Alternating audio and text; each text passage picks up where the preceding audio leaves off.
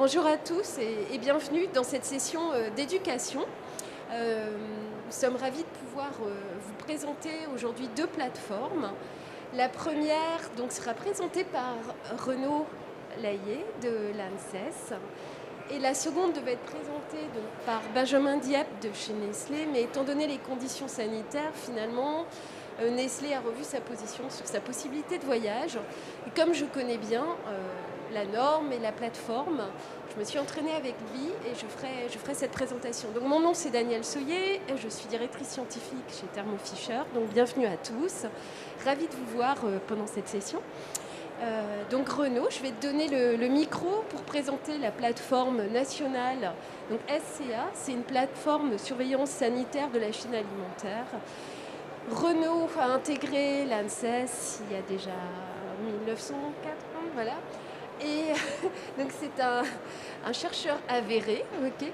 Il coordonne depuis 2017 les actions pour les risques chimiques et microbiologie au sein de l'ANSES à Maison-Alfort. Et il a accepté également, donc, sous la tutelle du ministère, de développer cette plateforme SCA. Et donc tu manages tout ça, le développement, depuis 2018. C'est bien ça ? Ouais. Okay, merci Renaud, je te donne le micro. Alors on n'a pas voulu se mettre derrière le micro, donc vous allez nous voir bouger un petit peu parce qu'on sera obligé d'appuyer sur l'ordinateur. Merci Daniel. Je ne sais pas si on peut enlever le masque en parlant. Si, c'est une petite demi-heure avec vous, donc... Pardon ? Ah oui, j'ai pas le droit. Ok, d'accord, merci. Il faut être sous l'écran. N'hésitez pas à vous installer, à vous rapprocher. Je ne sais pas si vous entendez d'où vous êtes. Donc je vais vous présenter la plateforme. Alors, de surveillance de la chaîne alimentaire nationale. Comme a dit Daniel, je tiens à remercier l'équipe de Thermo Fisher pour l'opportunité qui m'est donnée aujourd'hui. Pour commencer, peut-être revenir sur le titre de la session qui est accès rapide à l'information. Alors avant de vous parler de plateforme, pourquoi un accès à l'information? Alors on n'est pas très nombreux, mais ça va peut-être s'amplifier. Mais j'aurais bien envie de parler avec vous de ce que vous souhaitez, ce que vous attendez derrière l'accès à l'information. On va parler de surveillance de la chaîne alimentaire et je me suis imaginé, sans faire de formation en design thinking, mais de ce que vous pouviez attendre, vous, en tant qu'agent de laboratoire, participant à des entreprises, à la qualité, à la maîtrise des contaminants sur la prod, ou bien voilà, dans des instances sanitaires, on a aussi à l'esprit la sécurité des aliments. Alors pourquoi avoir accès à cette information? Ce serait pour s'informer sur le risque, pour mieux le gérer et l'anticiper. Ce serait investiguer donc les situations d'épidémie, de TIAC pour les plus préoccupantes. Ce serait d'avoir une acculturation de la problématique avec une sensibilisation, mieux comprendre les notions et puis conseiller. Quand vous êtes en laboratoire, que vous faites des analyses et que vous rendez des résultats d'analyse, je suppose que vous voulez aussi aller accompagner le client et lui donner un certain package avec le résultat pour pouvoir aller plus loin dans l'accompagnement et l'aide à votre client. Donc ce serait aussi le conseiller sur la base des informations que vous pourriez collecter. Alors, c'est prendre une longueur d'avance sur les émergences. Quand on est dans des sociétés qui font du développement diagnostic kits commerciaux, on veut évidemment avoir une longueur d'avance et savoir quel va être le pathogène de demain. Donc, c'est aussi être en écoute de l'alerte, de la veille sanitaire qui peut mettre en avant des problématiques particulières et être donc avant-gardiste. Faire des choix sur les options à consolider pour pouvoir aller de l'avant dans vos activités. Alors pourquoi rapide? Évidemment, on veut tout bouge vite, le monde s'accélère de plus en plus, donc on veut avoir une information qui soit en temps réel quasi. On veut arriver à y accéder de manière facile avec un clic-bouton sur Internet. Donc évidemment, on développe les sites Internet pour ça, les outils interfacés web. Et puis, il y a derrière la notion de rapidité quelque chose que je voudrais ajouter, qui est le fait qu'il faut que la donnée elle arrive rapidement, mais qu'elle soit aussi qu'elle vienne à bon escient. C'est-à-dire que si on collecte une information qui nous permet d'agir sur une problématique, il ne faut pas que cette information elle arrive dans 3 mois. La problématique sera plus d'actualité. Donc rapide aussi pour ça, pour avoir quelque chose qui nous permet d'agir en situation. Alors oui, les crises, c'est des accélérateurs de connaissances qui ont un coût. Alors c'est des accélérateurs pour le développement analytique. Hein, on est à Forum Labo quand même, donc c'est aussi en situation de crise qu'on a beaucoup développé de nouvelles technologies, nouvelles méthodes. Mais ça a un coût parce que qui dit crise dit impact de santé, impact médiatique potentiellement pour la marque productrice, un coût économique donc. Et puis en crise, on a du mal à... Les données remontent, on est sur la confidentialité qui de fait est un peu bousculée. Et donc il faut autant que possible à froid collaborer pour pouvoir partager et augmenter la connaissance pour être dans l'anticipation et la réaction précoce aux problématiques, autant que possible. Donc c'est dans cet esprit que les plateformes de surveillance se sont mises en place en 2018. Donc 3 plateformes, une sur la santé du végétal, une sur la santé animale et une sur la surveillance de la chaîne alimentaire. Alors, épidémiosurveillance, quand il y a épidémio, on est sur le suivi d'une maladie. Elle peut être humaine ou animale, ou végétale. L'aliment, il n'est pas malade, mais cependant, il transmet les contaminants. Donc, on parle plutôt pour la plateforme en haut violet SCA, dont je vais plus vous parler, et dont je suis coordinateur adjoint. On parle de plateforme de surveillance, et pas d'épidémiosurveillance, de la chaîne alimentaire. Alors, c'est des espaces collaboratifs où on rassemble tous les acteurs de la chaîne, du secteur concerné, avec une volonté de partage et de multidisciplinarité. On va de l'épidémiologiste, le biostatisticien, la personne qui connaît le terrain, qui est tous les jours en gestion des animaux, si on est à l'élevage avec la santé animale.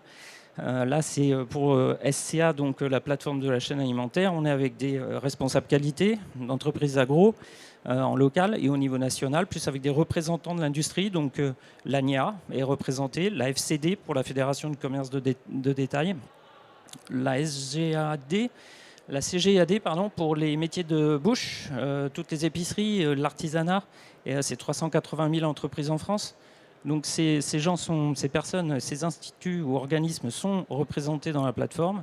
Et puis il y a évidemment, puisqu'on parle de chaîne alimentaire et de finalité qui est la sécurité de l'homme, on a la Direction générale de la santé et Santé publique France, et on a l'INRAE, l'ANSES et la DGAL, qui sont, on va dire, les trois, le pivot, le centre d'animation de ces 3 plateformes, les équipes de coordination des plateformes sont composées d'agents de l'ANSES, l'INRAE et la DGAL, la Direction générale de la santé.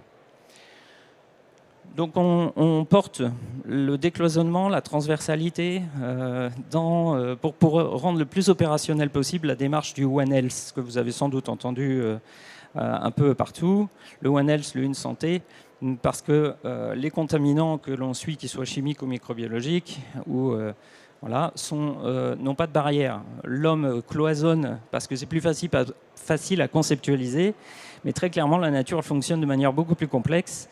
Et une bactérie qui est sur le végétal en culture peut très bien finalement arriver jusqu'à l'animal par l'alimentation animale et se transmettre, si c'est le cas, pas tout heureusement, mais se transmettre jusqu'à l'homme par la chaîne alimentaire. Donc on essaye de décloisonner et de rendre opérationnel ce concept. Donc, définition, genèse, fonctionnement, premiers apports, c'est mon plan.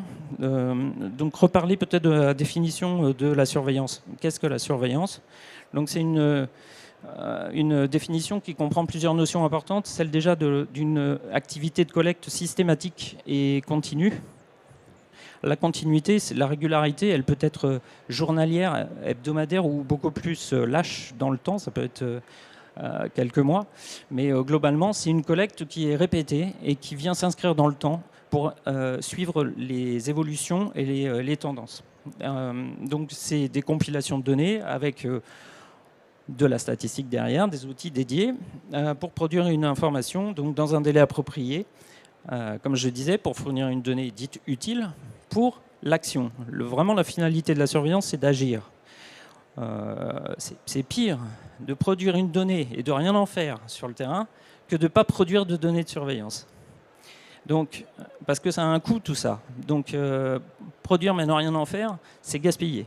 Donc toujours dans cette recherche d'efficience, l'idée c'est qu'on produit ce dont on a besoin et on le transmet à qui en a besoin pour action. C'est vraiment les clés de la définition de la surveillance. Alors à Genèse, on l'a dit, hein, il y a des crises, l'ESB, la vache folle dans les années 90, la H5N1 dans les années en 2010-2011. C'est de l'impact sanitaire, c'est de l'impact aussi économique, sociétal et environnemental. Donc ça a fait bouger les barrières et il y a eu des états généraux qui sont mis en place, du sanitaire, de l'alimentation un petit peu plus tard, en fin 2017.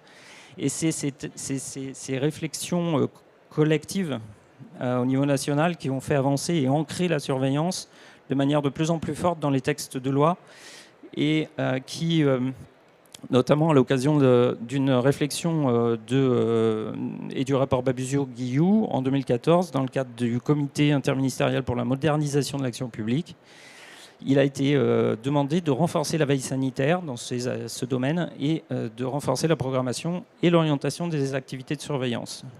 La loi d'avenir agricole, alimentation et forêt de 2014 a inscrit la surveillance dans le pacte réglementaire et a annoncé la sortie de l'ordonnance en 2015 qui formalisait précisément ce qu'était la surveillance et ce qu'on en attendait donc, et la place aussi du laboratoire national de référence dans le portage de ces activités de surveillance. Donc la surveillance, c'est apporter un appui donc au service de l'État ou aux gestionnaires, les professionnels de l'agro-industrie, par exemple, pour un appui méthodologique et opérationnel pour concevoir, pour déployer, pour animer, pour valoriser et évaluer les dispositifs de surveillance. Et donc le LNR de chaque contaminant majeur, qui est nommé dans ses fonctions, dans son mandat par la Direction générale de l'alimentation, a ce rôle central de collecter l'information issue de la surveillance et produite par tous les acteurs de la surveillance pour la traiter et la rendre accessible et la transmettre et la diffuser. Donc ça, c'était assez clair. Et donc, les États généraux, après l'affaire Lactalis de 2017, les États généraux de l'alimentation ont, par l'atelier 8, mis vraiment en évidence le fait qu'il fallait mettre en œuvre une surveillance efficace. On a parlé d'efficience tout à l'heure, donc il faut aller dans cet acte. Un axe de mise en place d'activités de surveillance qui soit le plus bénéfique possible en termes de produits d'apport et le moins coûteux possible. Pour prévenir les crises et surtout être dans l'anticipation, la prévention des problématiques de santé. Donc il y a l'ANSES, l'INRAE et la Direction générale de la santé qui ont co-signé une convention au Salon de l'agriculture de février 2018 pour dire on va mutualiser au maximum toutes les actions de surveillance qui sont portées par les 3 plateformes. Et on va donner les moyens à ce que ces plateformes puissent être dans l'efficacité de ce pourquoi elles sont attendues. Donc elles se sont lancées en juillet 2018. Donc, vous les retrouvez à ces sites. Donc c'est très simple, c'est le www.platform sans S, un tiret du 6, et vous mettez l'acronyme de la plateforme.fr et vous retrouvez toutes les informations. Qu'il s'agisse de la santé animale, donc c'est ESA pour santé animale, SV pour santé végétale, épidémio, surveillance, santé, et SCA pour la surveillance de la chaîne alimentaire. Donc c'est l'efficience de la surveillance qui est ciblée dans les objectifs des plateformes, à la fois en exerçant une veille sanitaire nationale et internationale, et en développant en promouvant les dispositifs, en les rendant plus efficaces, ceux qui sont déjà en place, et puis en développant d'autres au regard de l'évolution des problématiques sanitaires. Et évidemment, de réaliser des synthèses pour produire une information à tous, à vous, pour être dans vos activités plus performants et en anticipation des problématiques sanitaires. Et avec ce qu'on a vécu sur la pandémie ces 2 dernières années, je crois que je n'ai pas besoin d'en rajouter pour comprendre l'importance du sujet. Alors les membres, je vous ai dressé le tableau pour SCA tout à l'heure avec la santé. On a ACTA et ACTIA et les centres techniques qui sont également affiliés, enfin qui ont co-signé. Donc c'est l'Institut du Port, l'Institut de l'Élevage, le CITPPM, et j'en passe. Et puis on a la DGCRF, donc la Direction Générale de la Santé, et la DGS. Après, on a 14 membres sur la plateforme SCA, on en a une dizaine sur la plateforme ESA, Santé Animale, et 7 sur la plateforme Végétale. Avec la différence, depuis une semaine, Santé Publique France, qui s'occupe de la santé humaine, a co-signé la convention qui vient d'être renouvelée pour la plateforme Santé Animale. Donc on va pouvoir passer Santé Publique France de la petite bulle violette ici à cette bulle ici, où elle sera à cheval sur en transversalité sur les deux plateformes, parce qu'il n'y a pas que des maladies transmissibles par l'aliment, il y a aussi les maladies transmissibles directement de l'animal à l'homme, les zoonoses et les maladies vectorisées. Donc, pardon. Peut-être insister sur le fait qu'on est sur une gouvernance privée-publique. Et ça c'est quand même très plaisant de pouvoir vous le dire aujourd'hui, parce que ça fait partie du décloisonnement. On a des acteurs privés qui viennent avec leurs propres fonds, au même titre que les publics, participer aux réunions, à la réflexion, et demain au portage des dispositifs de surveillance collective qui vont être mis en place. Portage financier par les publics et les privés. Et les valeurs, c'est la recherche de consensus permanent, une collaboration étroite, soit collectivement, globalement, sur un sujet, soit en renforçant des collaborations bipartites, et puis l'interdisciplinarité dont je parlais.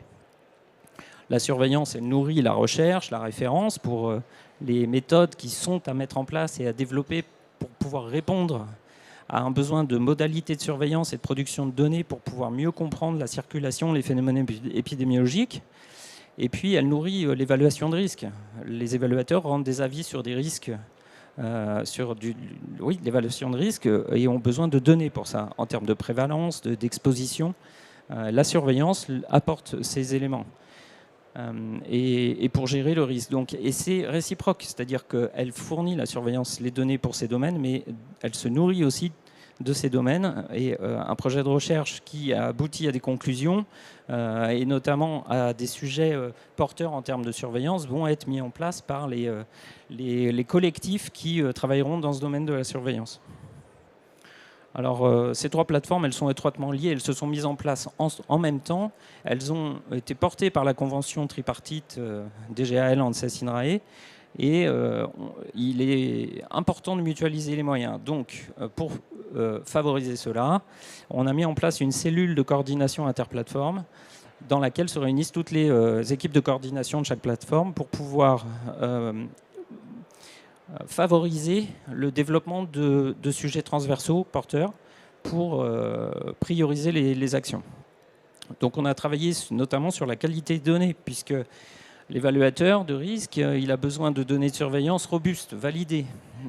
Donc ça veut dire quelles méthodes ont été mises en œuvre avant pour être produites. Encore aujourd'hui, sans doute, trop de données sont produites avec des données qui ne sont pas validées.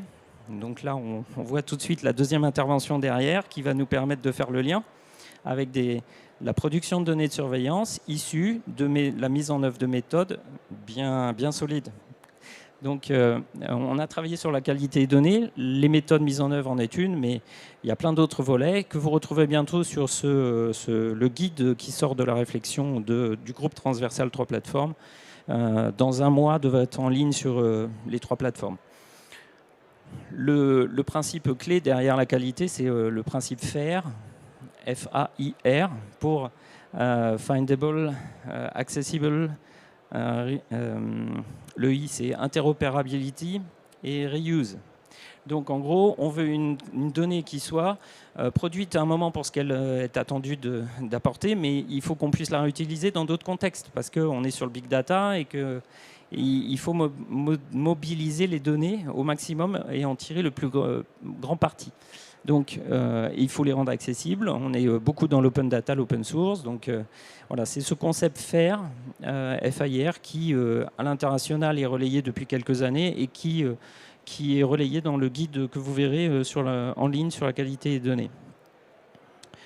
Les plateformes fonctionnent toutes de la même manière, avec un comité de pilotage, les co-signataires de la convention cadre qui sont représentés et qui valident les programmes de travail des plateformes, une équipe de coordination qui prépare la validation de ce programme et qui fait le lien avec les groupes de travail. Les groupes de travail étant des experts terrain, des experts pour leurs compétences sur les centres techniques, en biostatistique, en typage, caractérisation, et j'en passe. Mais du coup, des groupes de travail qui sont soit ponctuels pour généralement un an et demi, ou bien pérennes au long terme sur des problématiques qui sont permanentes et qui évoluent dans le temps, comme la qualité des données. On aura d'autres réflexions à mener par la suite, et donc on est sur des groupes de suivi.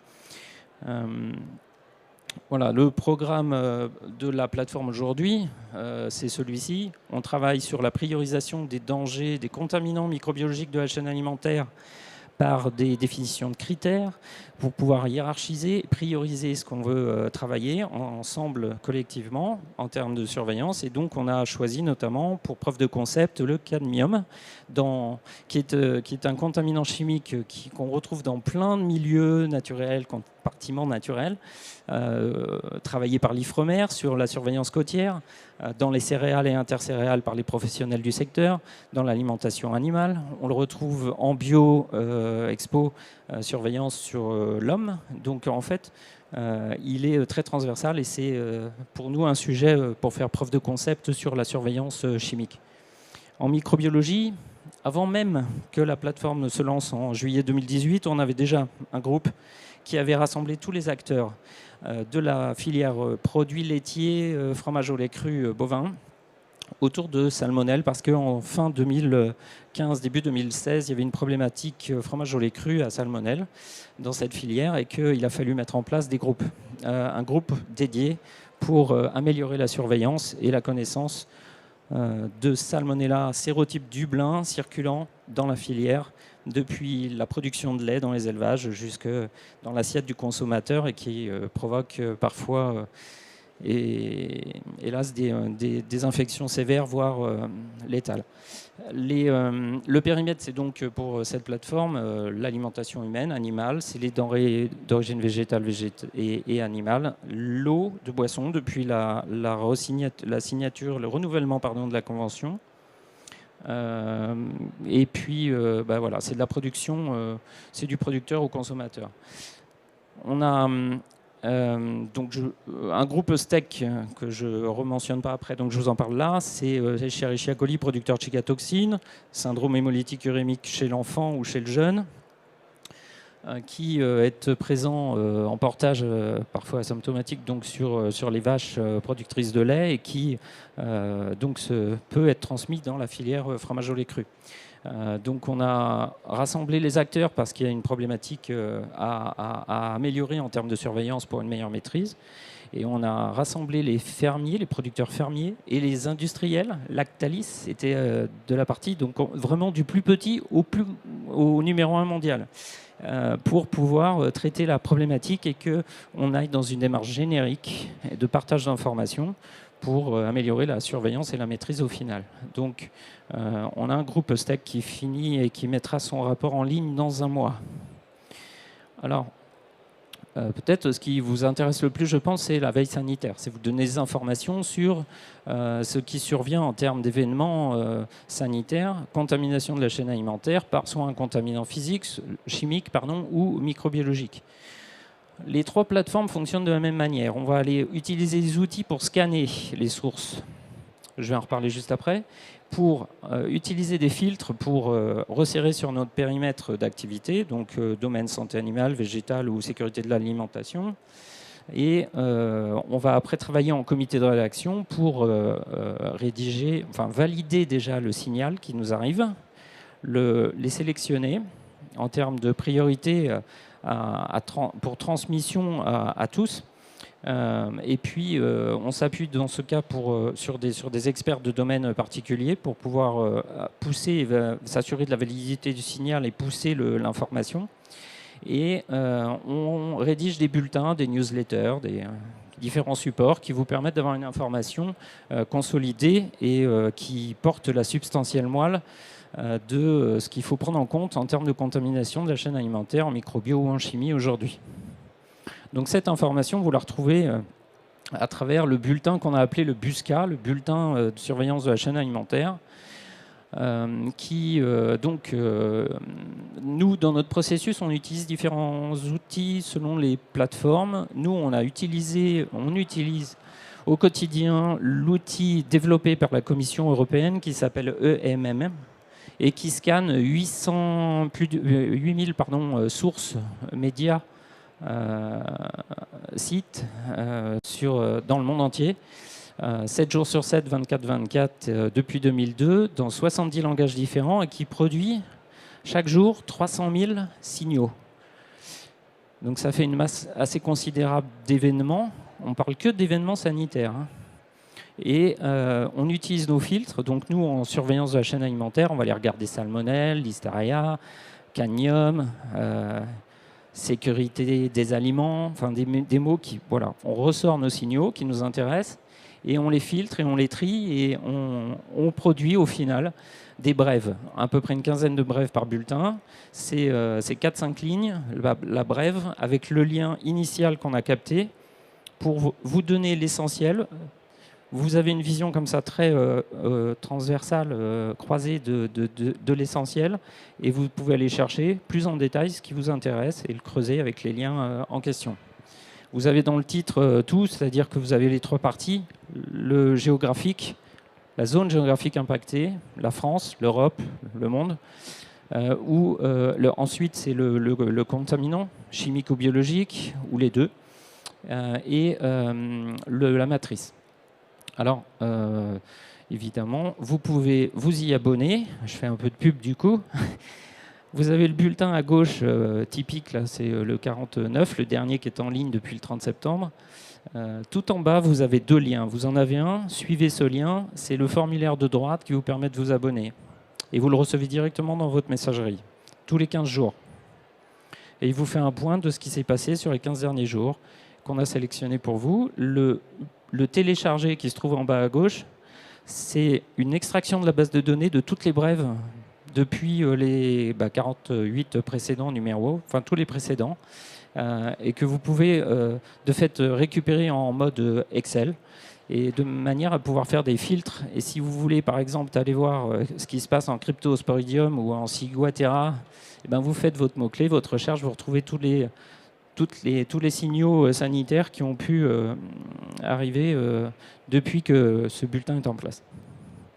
Il y a un autre produit de veille qui vous est proposé, au-delà du BUSCA, du bulletin, tous les 15 jours, c'est une fois par mois, on vous produit un point sûr.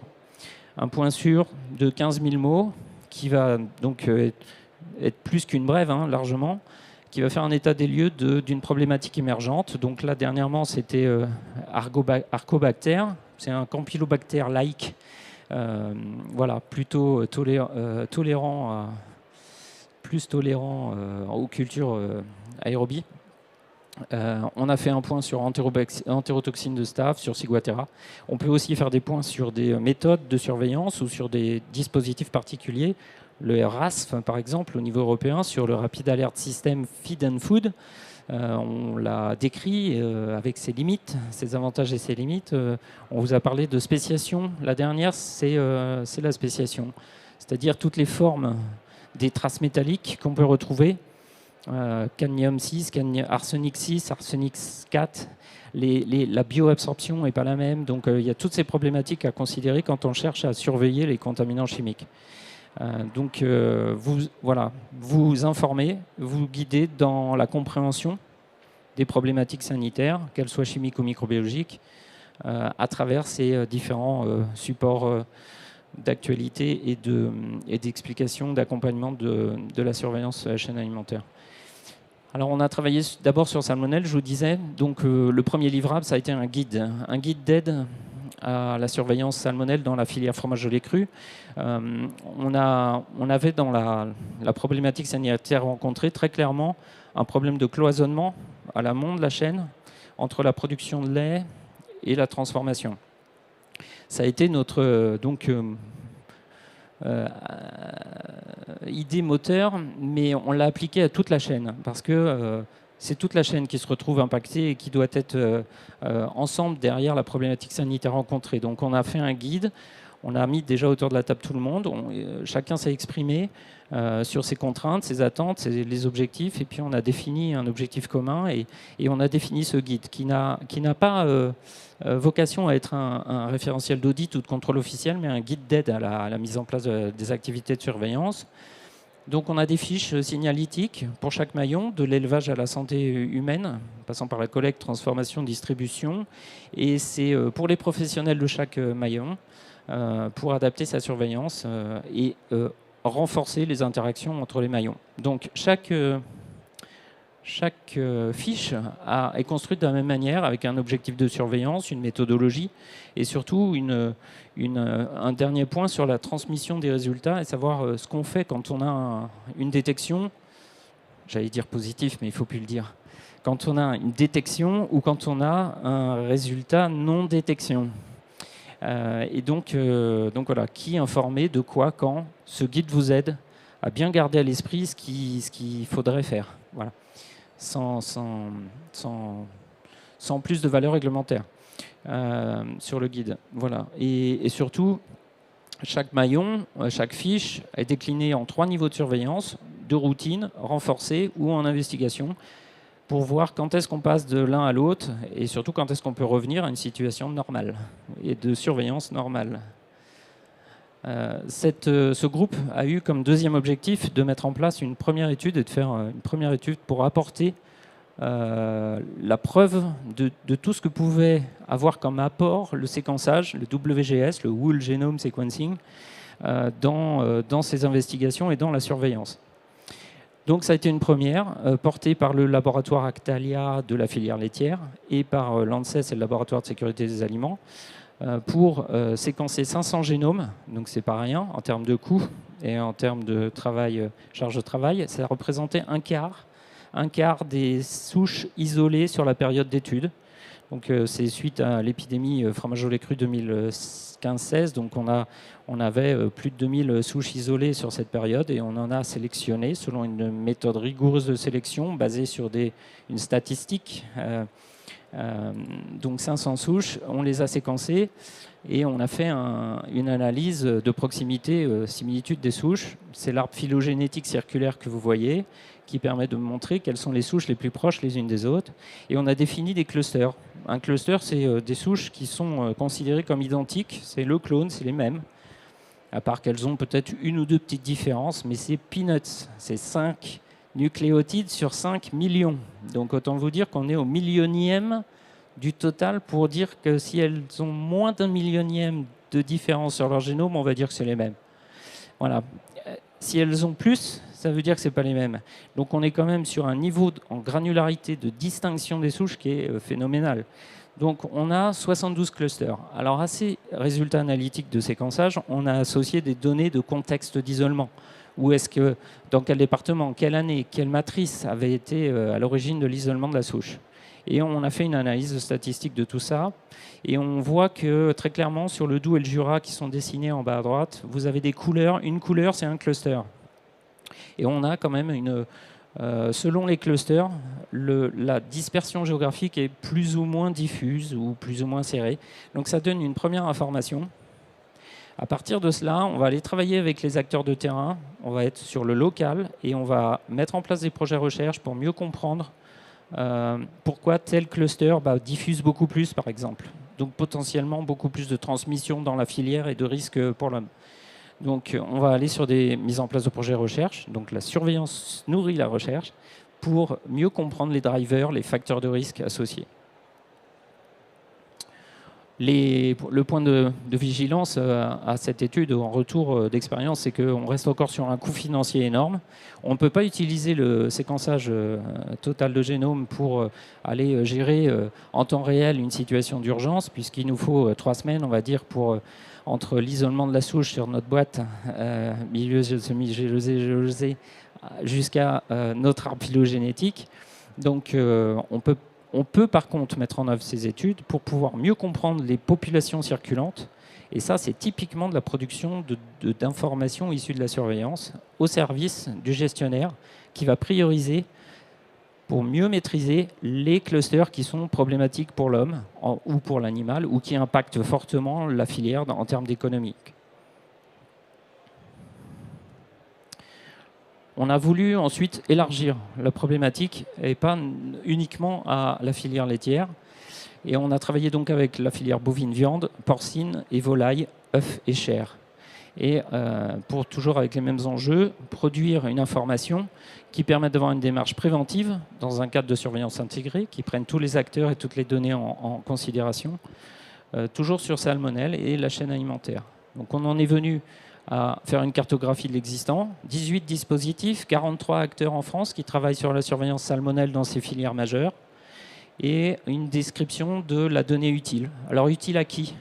Alors elle peut être utile à une personne, elle peut être utile à tout le monde en même temps. Donc c'est cette donnée utile qui a été caractérisée.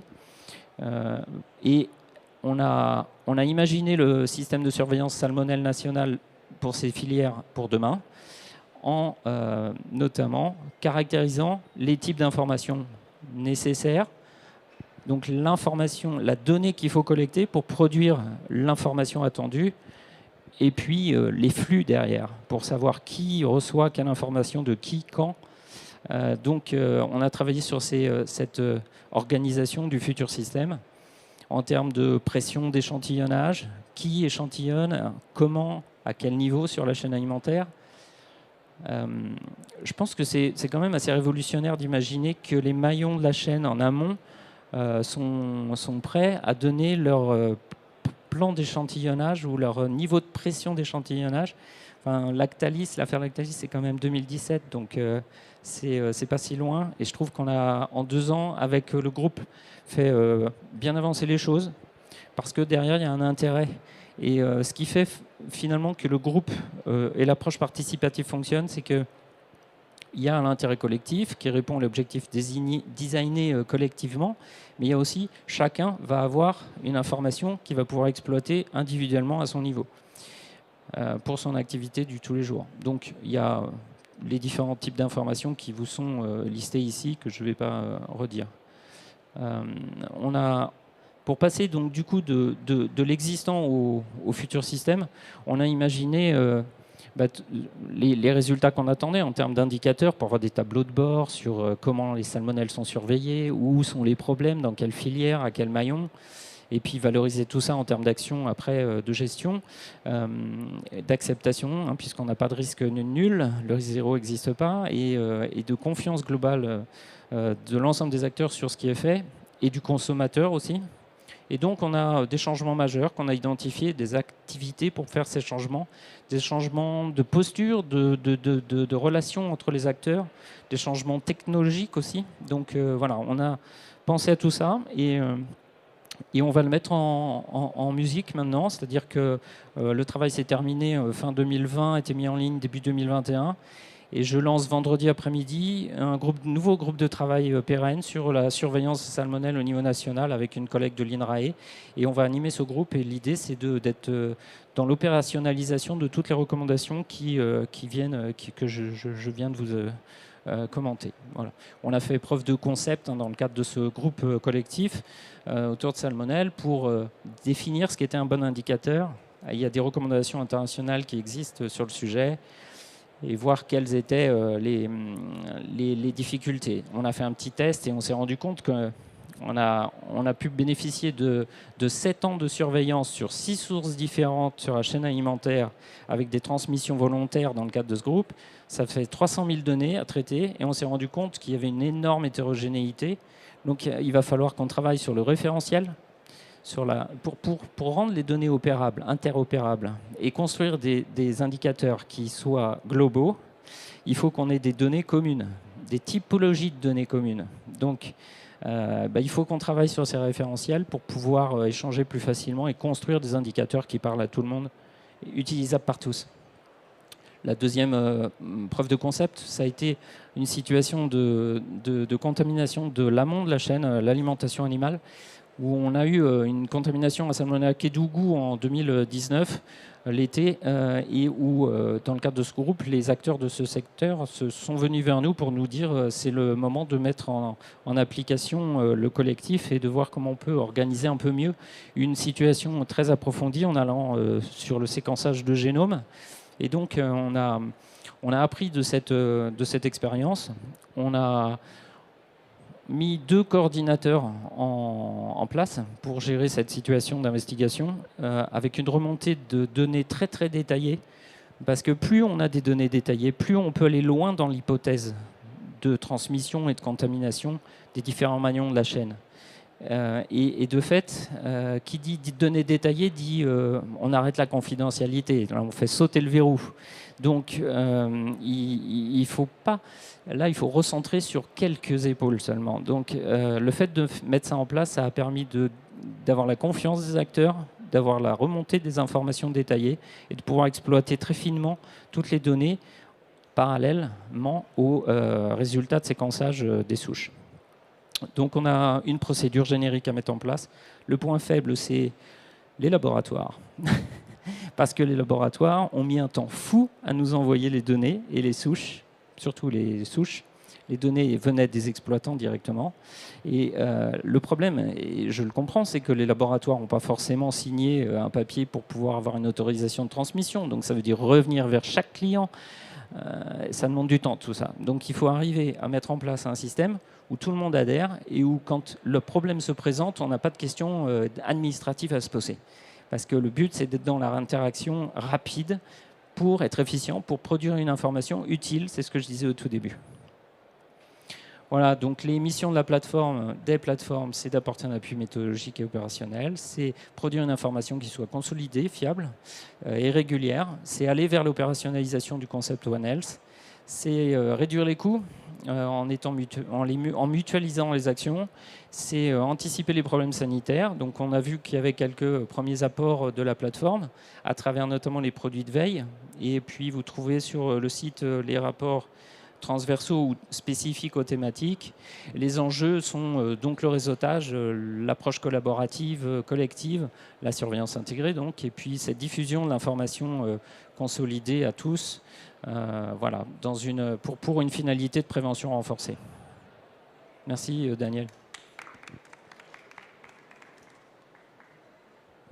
Merci beaucoup Renaud. Reste là parce qu'il y aura peut-être quelques questions. Il y a un peu de temps pour des questions. Je ne sais pas si... David, n'oublie pas. Oui, bonjour, David Albert. Je travaille à l'ANSES de Maisons-Alfort, dans la même agence que Renaud. J'avais une petite question sur l'outil que vous utilisez, là, qui donne énormément de signaux, là, près de 300 000 par jour, si j'ai compris. Alors, j'étais peut-être endormi à ce moment-là, mais tu peux nous rappeler un peu comment vous fonctionnez pour réaliser ce fameux filtre et réussir à prioriser les sujets que vous mettez dans le Busca ? En fait, c'est un outil qui a été développé par la Commission européenne pour plusieurs applications. Il y a Médicis pour la santé humaine, il y a EMM. Et donc, EMM est une interface qu'on utilise où on voit tomber tous les signaux. Mais évidemment, ce serait impossible de gérer les 300 000 signaux chaque jour. Donc, on peut, comme une interface, un outil, une interface web classique, très... facile d'utilisation, définir nos filtres. Et en fait, on a défini une vingtaine de filtres qui reprennent tout notre périmètre d'activité autour de la plateforme SCA. Et de cette manière, on réduit comme un entonnoir pour aller chercher vraiment ce qui potentiellement peut nous intéresser et être relayable dans le cadre de la newsletter du Busca. Donc après, on participe à un groupe pour améliorer l'outil, à la fois dans le scan des sources et dans la transmission des signaux et l'exploitation par nous, utilisateurs. Donc on a des groupes européens qui sont en place, on en a un, pour améliorer ce scan de toutes les sources au niveau international. Merci. Merci. Moi, j'en ai une question.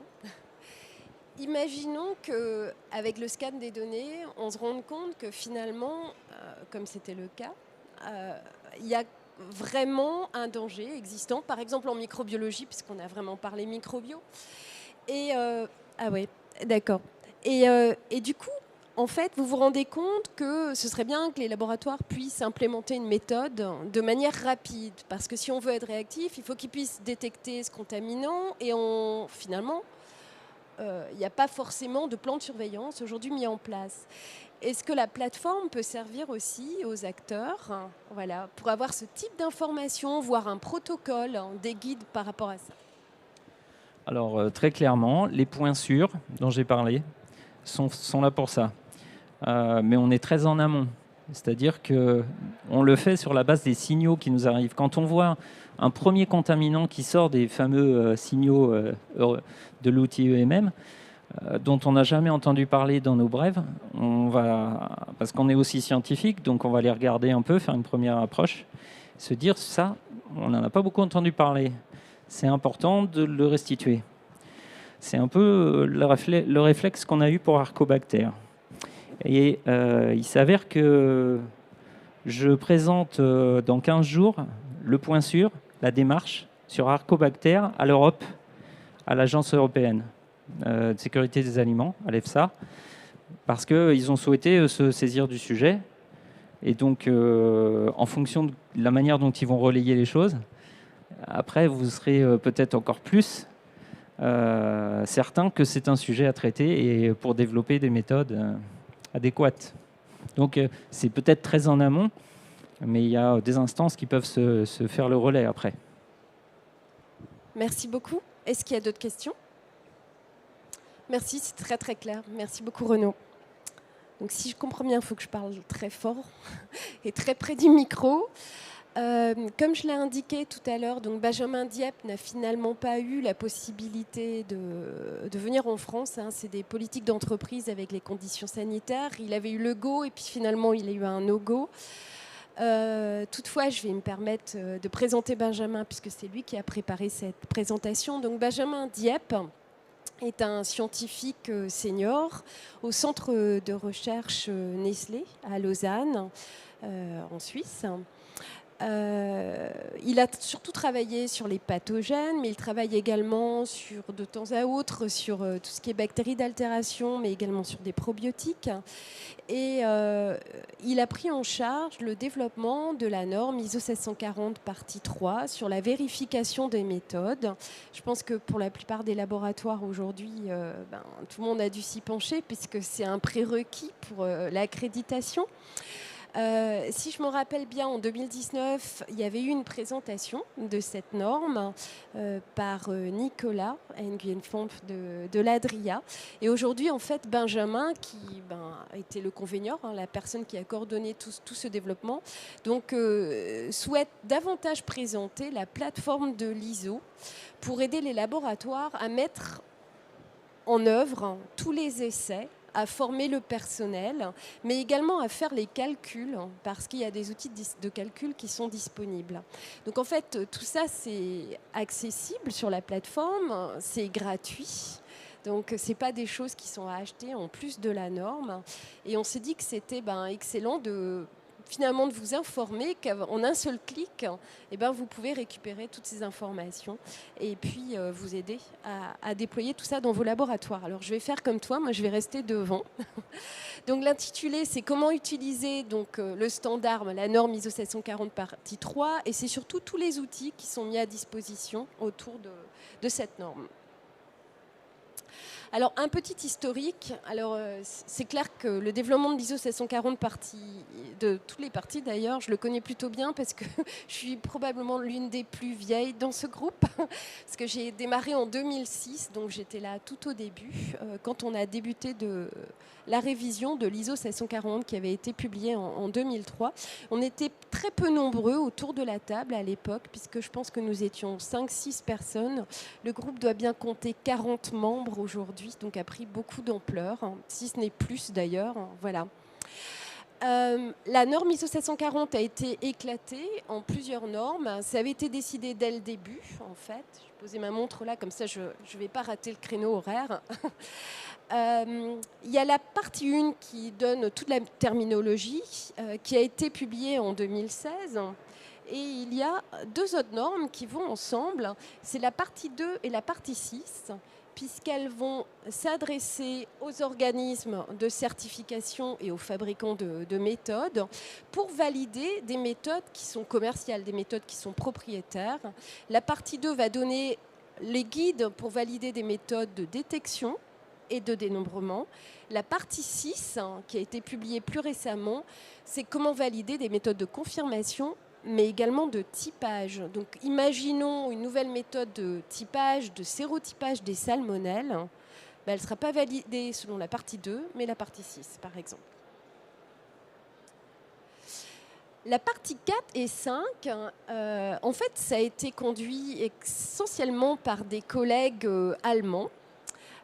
C'est un concept d'ailleurs qui au départ est allemand, c'est vraiment la validation des méthodes internes pour les laboratoires. Donc quand vous développez vous-même des méthodes et que vous voulez montrer que finalement vérifier leur performance, la partie 4 est vraiment à la validation de la méthode qui sera employée dans un seul laboratoire. Elle propose 2 protocoles. Finalement, vous pouvez aller voir la partie 2 ou la partie 6, mais elle propose aussi des moyens de faire varier tous les paramètres environnementaux, comme la température de l'incubateur, qu'est-ce qui va se passer quand mon échantillon est congelé,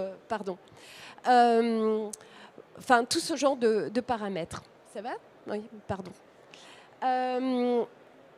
La partie 5, elle, s'adresse plutôt à un réseau de laboratoires qui veut valider une méthode. Ça pourrait être le cas de l'ANSES, par exemple, puisqu'on était...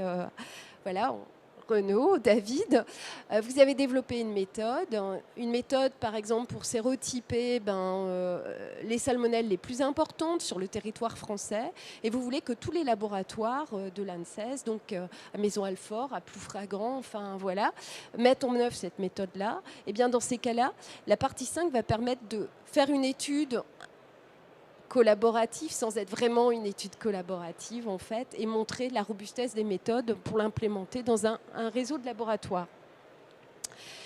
La partie 3, elle a mis beaucoup de temps. Alors, il faut savoir que la partie 3, on en discutait déjà en 2006 et finalement, elle a abouti en 2021. Donc, ça fait quand même beaucoup de temps, beaucoup de discussions.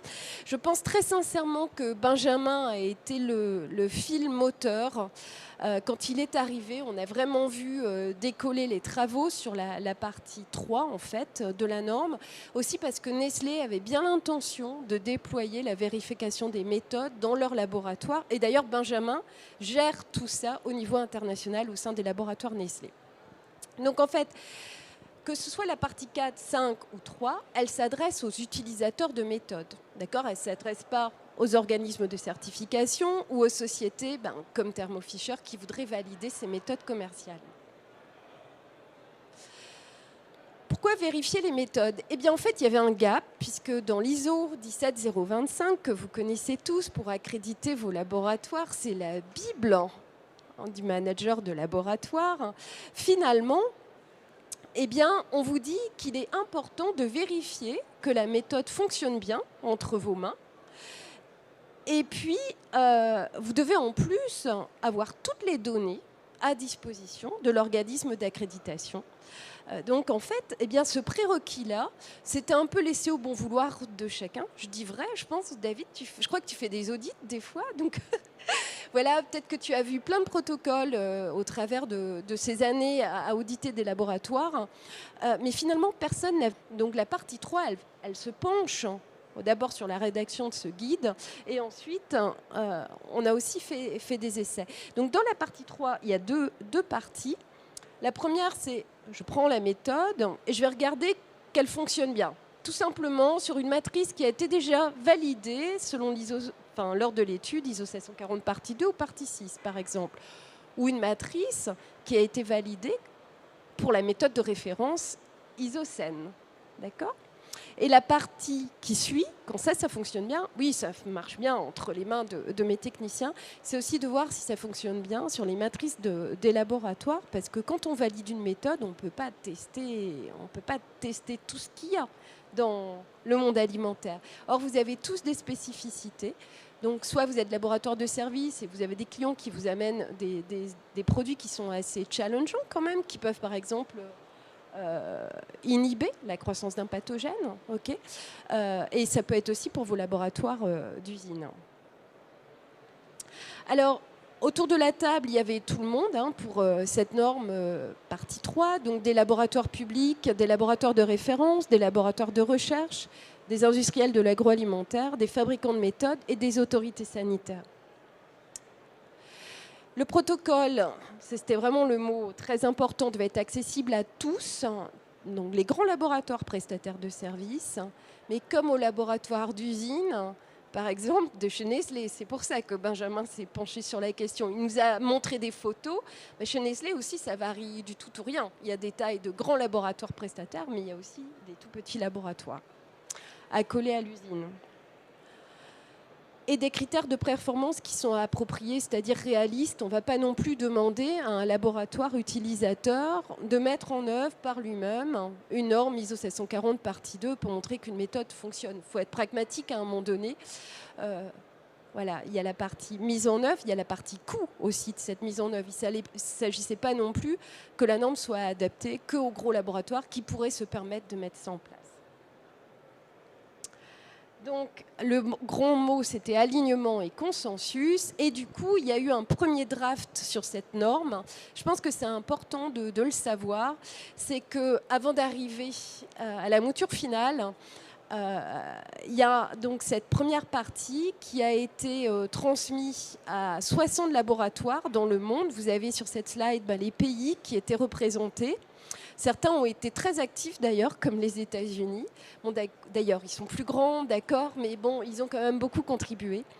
52 laboratoires ont répondu et ils ont donné leur avis d'abord sur la compréhension de la norme, est-ce qu'ils comprenaient bien le message, est-ce qu'ils se voyaient bien mettre tout ça en œuvre, et également la praticabilité. Est-ce que finalement c'était réaliste pour leur laboratoire?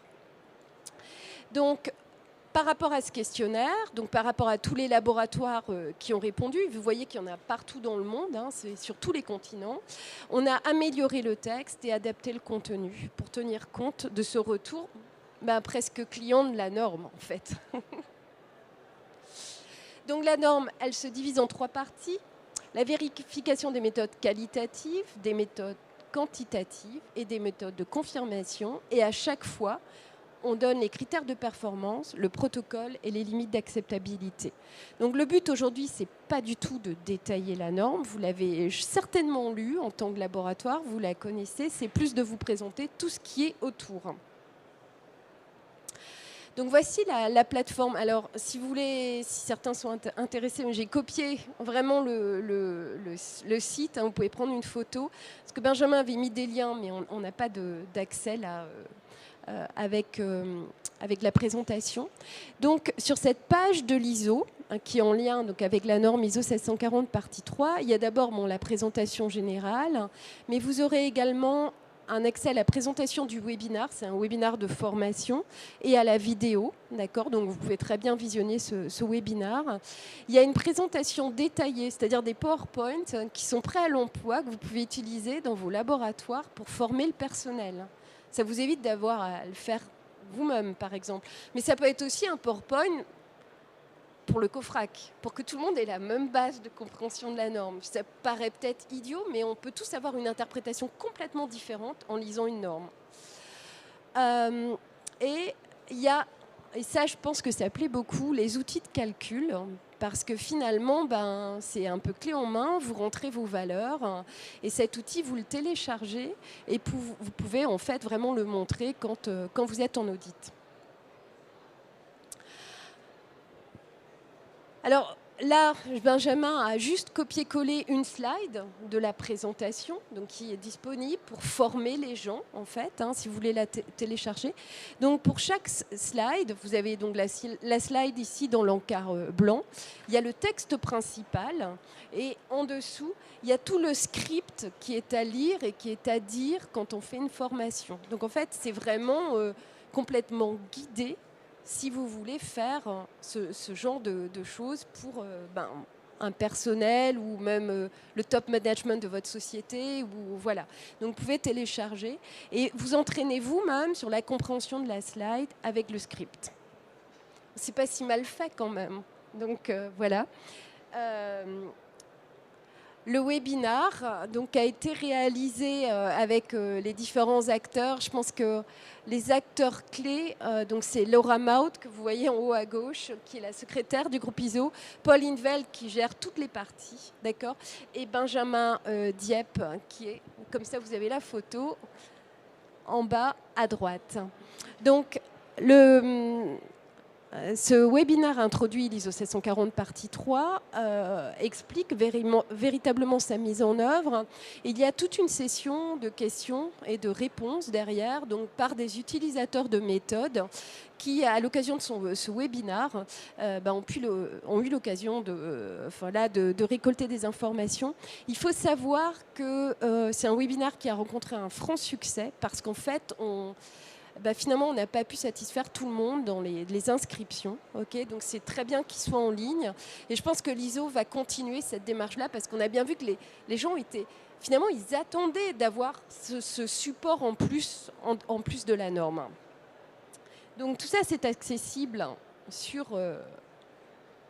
la plateforme. Et je vous propose de passer à l'outil de calcul.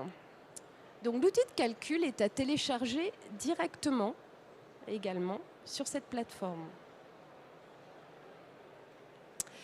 C'est très important de faire une copie parce que de toute façon, quand vous prenez l'outil, on vous dit faites une copie de l'outil, d'accord? Donc voilà, ça c'est vraiment très important.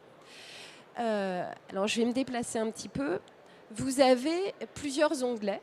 Donc vous avez un guide sur l'utilisation même de l'outil. Et là, vous allez avoir accès à tous les protocoles pour la vérification des méthodes qualitatives, selon le protocole 1, 2 ou 3, mais également sur l'implémentation, puis la vérification des méthodes quantitatives. Donc on va aller regarder un peu cet outil. Donc comme indiqué, la première chose, c'est vraiment sur les onglets, donc vérification et implémentation des méthodes qualitatives, et puis également tout ce qui concerne les méthodes quantitatives. Alors ici, on est sur l'outil de calcul du qualitatif. Alors je vais passer comme ça, et je pense que j'ai tout. À chaque fois, vous avez un code couleur sur cet outil. On vous indique bien que quand c'est en jaune, c'est à vous de rentrer les données. Quand c'est en bleu, ça va être calculé directement, d'accord, par l'outil. Vous n'aurez pas à le faire. Je ne sais pas si vous connaissez la norme ISO 740 partie 3, mais vous avez des tables de calcul du nombre le plus probable, par exemple. En fait, tout va être fait automatiquement. Et ici, il y aura une alerte rouge si finalement les valeurs ne sont pas acceptées. Okay. Donc vous avez ce code couleur. Ici, c'est la feuille de calcul pour la vérification, l'implémentation et la vérification des méthodes selon le protocole 1 pour les méthodes de détection. D'accord ? Ici, vous allez pouvoir rentrer, vous savez, quand vous mettez en œuvre ce protocole, vous devez inoculer les matrices à des très faibles taux, proches de 1 CFU par échantillon. D'accord ? Vous allez rentrer ici les niveaux d'inoculation que vous avez déterminés par dénombrement sur boîte par rapport à votre inoculum. Donc, vous avez une colonne pour l'implémentation-vérification, la première partie. Est-ce que je maîtrise bien la méthode en prenant une matrice qui avait été validée selon l'ISO 740 partie 2 ? Et ici, vous avez plusieurs échantillons, inoculum que vous pourrez remplir pour la deuxième partie. Est-ce que ça fonctionne bien sur mes matrices ? Est-ce que cette méthode-là, elle peut s'appliquer dans mon laboratoire avec les matrices que j'analyse au quotidien ? Donc voilà, ici il y a déjà 2 valeurs de rentrée. Okay. Je vois que tout le monde est en train de se connecter du coup. Ensuite, vous devez rentrer le nombre de réplicas que vous obtenez pour le protocole 1. Donc là, c'est les valeurs maximum qui ont été rentrées ici par Benjamin. Forcément, le blanc doit être à 0. Si vous mettez 1, L'outil de calcul n'ira pas plus loin. Il va vous dire attention, il faut recommencer. D'accord? Vous allez avoir un warning apparaître en fait. Hein. Donc ça vous guide vraiment. Donc là, au taux fort, normalement, on doit avoir un échantillon. Et ici, je crois que c'est 4 et 4. On voit bien qu'on a 4 résultats positifs sur 4, ici 3 sur 4, et des valeurs différentes. Par rapport à ce qui a été rentré ici, et par rapport à ce qui est ici, en fait, on va déterminer en fait, le LOD estimé, donc la limite de détection de la méthode en CFU par échantillon, va être déduit donc, à ce niveau-là, directement calculé avec des valeurs bleues. On va rentrer les valeurs de LOD qui figurent dans le rapport de synthèse que vous trouvez sur la méthode que vous utilisez donc, au sein des organismes de certification qui sont NF Validation et également Microval en fait. Hein, ces valeurs sont désormais dans les rapports de synthèse. Il suffit juste de les prendre et de le reporter ici. C'est pour ça que c'est en jaune. Et l'outil du coup va vous dire vraiment si le LOD estimé est acceptable. Okay. Et donc vous sortirez avec les valeurs en vert si c'est acceptable. Et si ce n'est pas accepté, ben vous devrez recommencer votre expérience ou conclure que vous ne pouvez pas utiliser cette méthode pour telle matrice. Est-ce que c'est clair ou est-ce qu'il y a des questions par rapport à cette première feuille de calcul? OK. Alors, si je ne me trompe pas, je crois que ça a été développé par quelqu'un de chez Unilever. Donc, en fait, bon, vous voyez bien que les grands groupes ont vraiment mis la main à la pâte aussi pour que ça se déploie au niveau mondial. Ici, c'est pour l'implémentation. Je vais encore passer. Hop, pardon. Je dois retourner en arrière.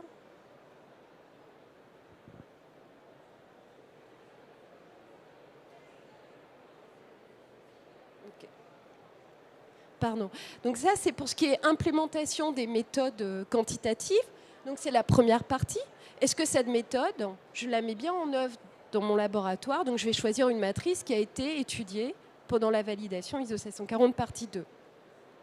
Vous avez ici le plan expérimental, donc il s'agit d'avoir en tout une dizaine d'échantillons et le design de cette étude fait qu'on va avoir des réplicas par échantillon.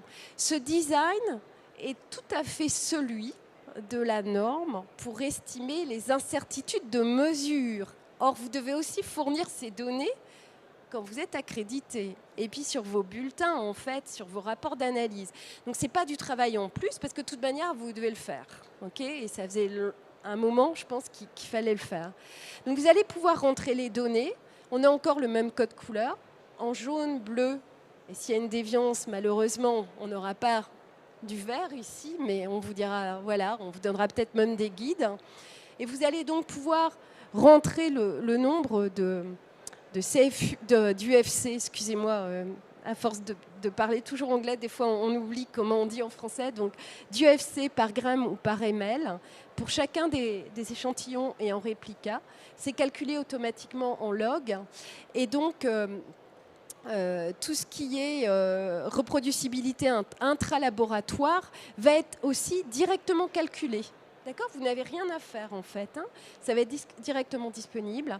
Vous allez trouver cette reproducibilité intra-laboratoire également dans le rapport de synthèse de la méthode disponible sur le site d'AFNOR Validation ou sur Microval. Et en fait, on va vous dire directement si c'est accepté ou refusé. Si c'est accepté, c'est bon, vous mettez bien en œuvre la méthode et vous pouvez passer à la partie suivante, qui est vraiment la vérification sur les matrices du laboratoire. Donc voici à nouveau le design. Donc en fait, dans ce design-là, que vous devez connaître, pour chaque échantillon, vous avez 3 niveaux d'inoculation. Okay, et vous devez donc à chaque fois dénombrer l'inoculum lui-même. Alors où est-ce qu'on... La concentration de l'inoculum est intégrée ici, ce sont les valeurs jaunes. Bon, c'est calculé directement en log. Et ici, vous allez rentrer les valeurs des dénombrements sur les échantillons après inoculation. Okay, donc pour les 2 réplicas. Alors, je crois qu'il y a une animation sur celle-ci. Comme ce n'est pas mes slides, Voilà. Donc les valeurs sont données pour la matrice, pour l'inoculum lui-même, et vous savez qu'on détermine le biais estimé en faisant donc la différence entre ce qu'on attendait avec l'inoculum et ce qu'on obtient sur la matrice. Et donc là, c'est pareil, il va être déterminé ici, dans les cases bleues, et on vous dira si c'est accepté, finalement, ou rejeté. Je ne sais pas si vous avez des questions sur les méthodes quantitatives, ou si ça vous paraît clair. Très bien.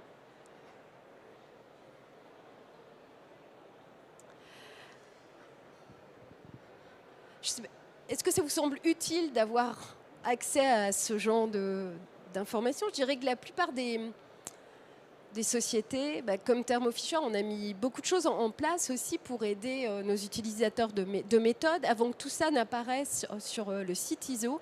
Mais en prenant ces outils et en les donnant aux différents clients que l'on a, on se rend bien compte que ça les aide quand même énormément pour bien comprendre la mise en œuvre de cette norme. Alors, d'ici le 31/12/2027, si vous êtes déjà accrédité sur une méthode de référence, donc CEN ISO, ou sur des méthodes validées selon l'ISO 740 partie 2, vous êtes déjà accrédité, il n'y a pas besoin de faire de vérification des méthodes parce que de toute manière, vous l'avez déjà mise en œuvre dans votre laboratoire. Par contre, si vous avez des nouvelles matrices, quelque chose de complètement différent, par exemple, jusqu'à présent, vous n'avez jamais analysé de poudre de cacao, de beurre de cacao, enfin, tout ce genre de matrice un peu particulière, eh bien, vous allez devoir vérifier la mise en œuvre avec l'ISO 740 partie 3. Si c'est des méthodes CEN, ISO révisées mais sans modification majeure, en fait, l'avis du comité sera indiqué dans la norme. Et dans ces cas-là, vous n'aurez pas à mettre en œuvre l'ISO 740 partie 3. Ce sera écrit dans la norme de toute manière que c'est une modification mineure. Si c'est une méthode de référence et le comité de normalisation décide, enfin, ça lui semble que c'est une modification majeure, là, il faudra mettre en œuvre l'ensemble de la norme ISO 740 partie 3. Quand on est sur la mise en œuvre de méthodes de référence, elles n'ont pas été validées. Vous savez qu'il y a aussi un standard pour valider les méthodes de référence, mais ça n'a pas encore été mis en œuvre par les laboratoires qui participent à la rédaction de cette norme. Dans l'ISO 740 partie 3, il y a l'annexe F qui vous donne la démarche à suivre. Et en fait, vous avez un protocole à appliquer qui est très proche de tout ce que j'ai présenté. Donc, il faut bien faire une vérification selon la norme ISO 740 partie 3. Pour toute l'implémentation de méthodes validées que vous ne mettiez pas du tout en œuvre jusqu'alors, pas de doute. Là, on n'y coupe pas. On fait une vérification des méthodes. Alors en fait, le message clé que voudrait donner Benjamin, et je pense qu'il a, en coordonnant le développement de cette norme, il s'est rendu compte de ça aussi, au travers du questionnaire, de l'enquête publique qu'il y avait eu, mais au travers des retours. Je crois qu'on recevait 1000 commentaires à chaque fois qu'on faisait un tour sur la norme. Enfin, c'était terrible au niveau mondial, d'accord. Enfin, je pense qu'on a dépassé largement les 1000. Donc beaucoup de travail de la part des... Ah oui, c'était fou, David, c'était fou. Beaucoup de travail de la part de Benjamin.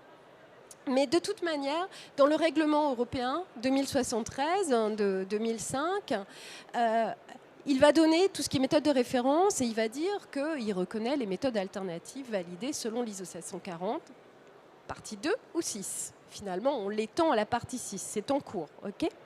Donc là, on a vraiment les performances que l'Europe, la réglementation, les autorités sanitaires attendent sur les méthodes qu'on emploie dans nos laboratoires.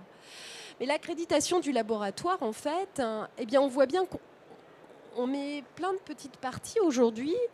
D'abord pour donner l'incertitude de mesure, et ça c'est quelque chose que vous connaissez, on a toujours parlé de ça autour des méthodes quantitatives, ça n'a rien de nouveau. Mais si vous avez développé une méthode interne, vous pouvez la valider et montrer, obtenir une accréditation pour cette méthode interne.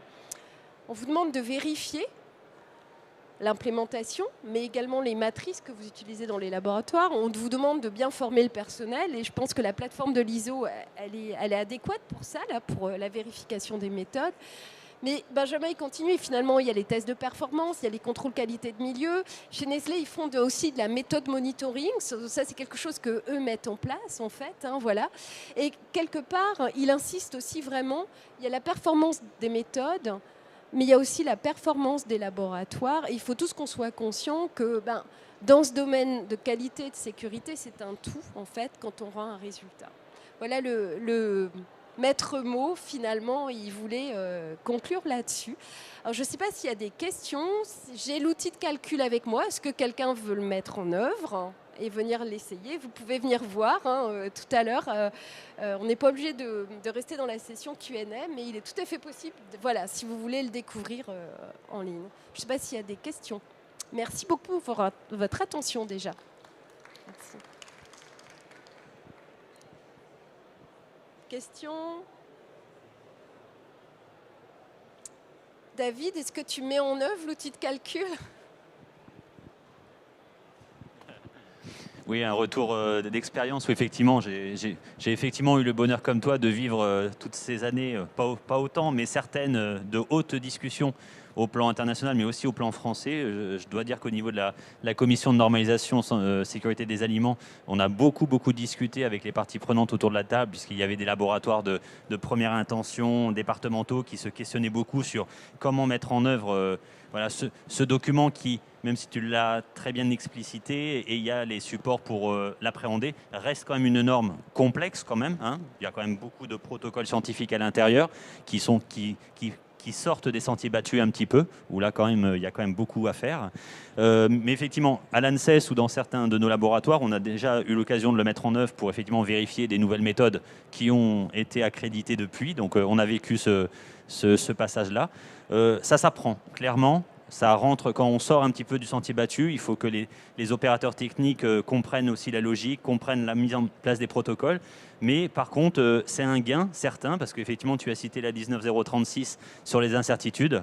Et pour les déterminations quantitatives, clairement, c'est le même protocole. Et on peut du coup en déduire nos incertitudes techniques pour la composante technique. Donc c'est effectivement un gain. Et c'est aussi pour cette norme en incertitude, le site de l'ISO est extrêmement bien fait, puisque on y trouve aussi tous les supports Excel pour les calculs. Donc j'invite évidemment les gens qui travaillent dans ce domaine à se référer à ce site pour vraiment travailler et avoir ce support. J'aurais juste une petite remarque aussi. C'est vrai que tu citais la problématique de l'anglicisme.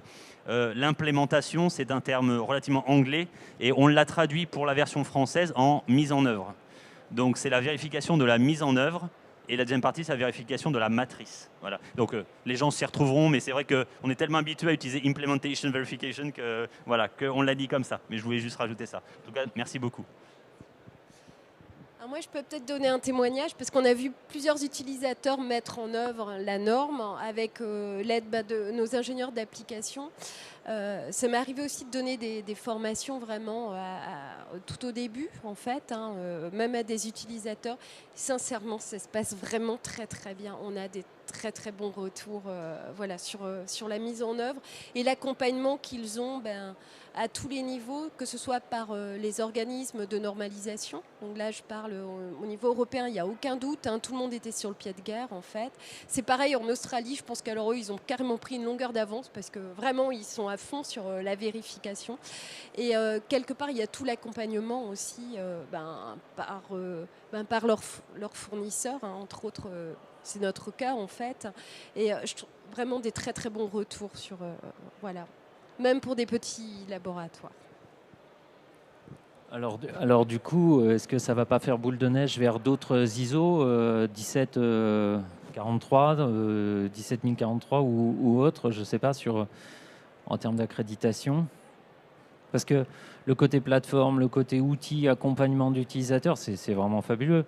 Je suis très sensible pour la raison que vous imaginez par rapport à ce que je vous ai dit avant, sur l'accompagnement au webinar, le petit Excel exporté qu'on peut avoir à la maison après pour s'accompagner. C'est fabuleux. Et il y a d'autres domaines que la 1725. Je peux rigoler parce qu'il y a des membres du groupe de l'ISO 740 qui sont dans d'autres groupes de travail, d'accord. Et en fait, vu le succès qu'il y a eu, en fait, on leur a suggéré de faire pareil, d'accord. Et ça a été suggéré aussi au SC9, finalement, donc le sous-comité qui gère toute la microbio de la chaîne alimentaire pour des grands standards comme la 7218 ou la 6887. Et voilà. Alors, tout le monde ne s'est pas senti l'âme de la formation, mais je pense qu'effectivement, ça fera boule de neige parce qu'il y a besoin et que finalement, les gens se connectent de plus en plus et téléchargent les outils. Voilà. Très bon commentaire. Merci Renaud. Merci beaucoup. Merci d'être venu à cette session. Voilà. Et bon salon.